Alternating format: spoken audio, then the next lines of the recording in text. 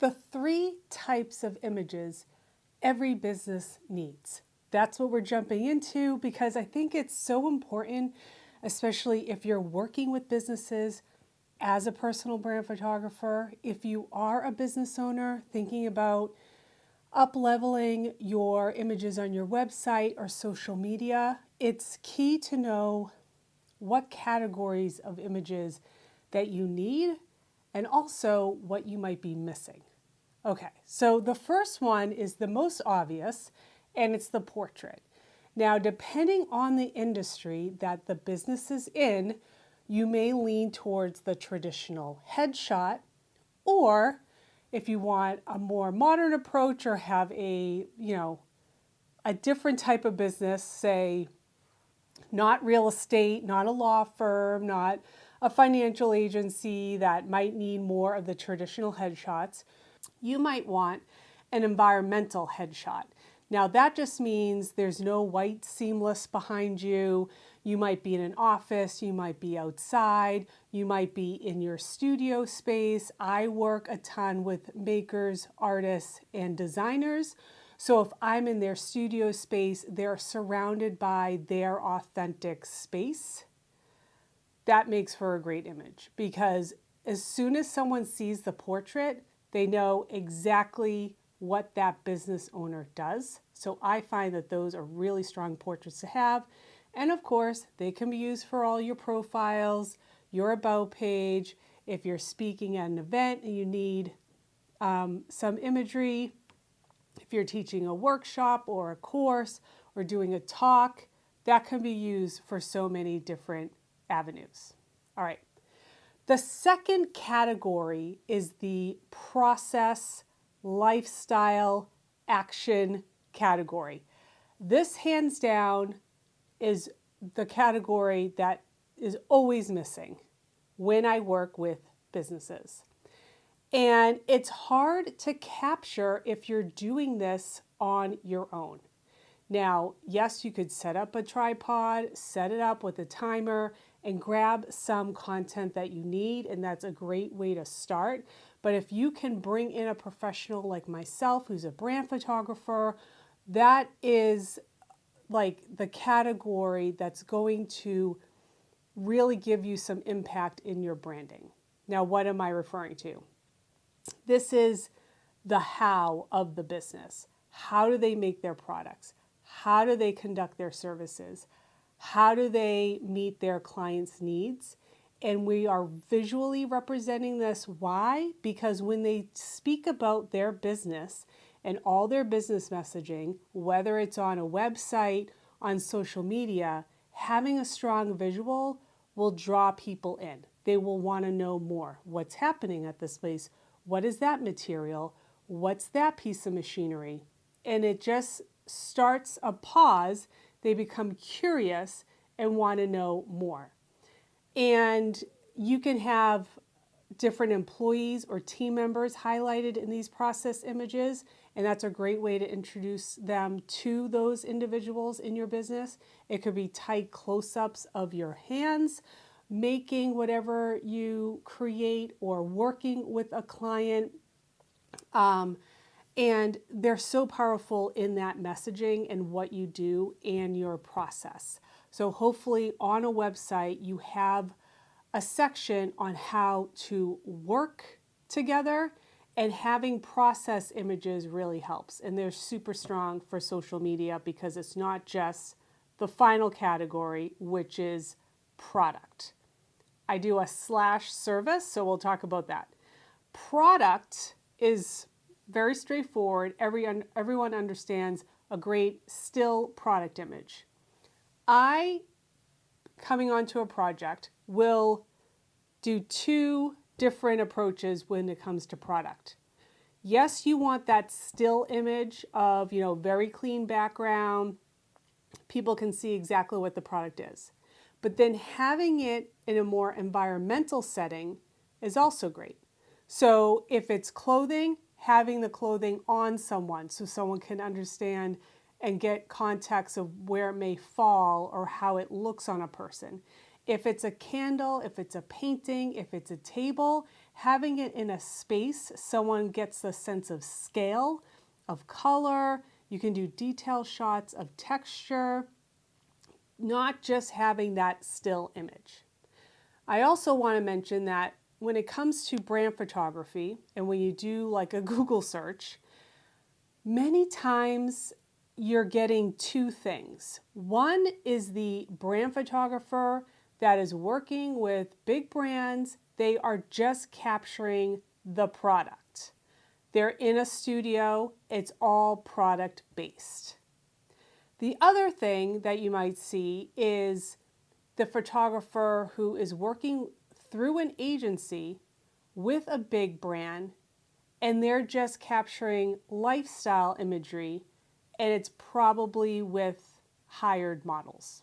That's typically what the commercial industry, commercial photographer world has always looked like. With the past many years, and what I enjoy is that personal brand photography, when I am working with the founder, they just might be the only person in this business, or they may have a small team. So the portraits is of the founder and the team. The process is of the founder making, creating, meeting with clients for their business, and their team is also involved. And then the product is obviously what they're making. So when I come in on a project, I am covering that whole arc. It's founder focused because many times it's a solo business that's doing great and they need those branding images. They may have a small team as well. Typically, they do not have a marketing department, and that's where when our strategy hat comes on as a brand photographer, because we want to help them along in their strategy to position where they are, generate more business, more brand awareness, and build their brand. Okay, so when I talked about product, there's also the service component. If a company doesn't have a product that you would buy off the shelf or that you would pick up or they would create, and it's more service-based, how do you represent that? That's when we lean to the process and how people work together with a client, but also I find that there may be more of a feeling behind what they want their client to feel like once they work together for a standard period of time, or once they experience whatever service. It could be a spa, it could be a business coach. There's always like a feeling of transformation, and that's a feeling you want to try to capture. And I know when I've worked with coaches and therapists, there's always like they're always hitting a nerve with their client, and you want to try to visually represent that. So whether it's a therapist talking about all the positive thoughts that you want someone to leave with at the end of sessions, you can represent that. I did that with a client, and we had all the thoughts that she wanted a client to leave with, and we printed them out on paper, and she was holding them in her hand so that we could visually show that. I worked with another coach, and she wanted her clients, her female clients, to love themselves again, and we got a heart pillow, and they're more symbolic.